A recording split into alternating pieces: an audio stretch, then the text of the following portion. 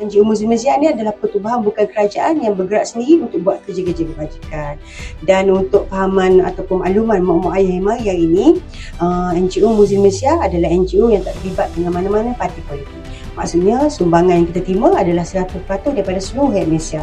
Tak kira orang berapa pun kita terima belakang, kita simpan, kita kumpul, kita jadikan sebagai kotak infak. Dan kotak infak tu hari ni siapa?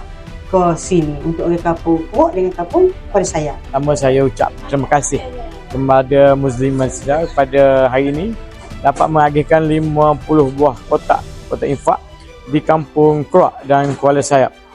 Dan insya-Allah dapat memberi manfaat kepada penduduk sekitar ini.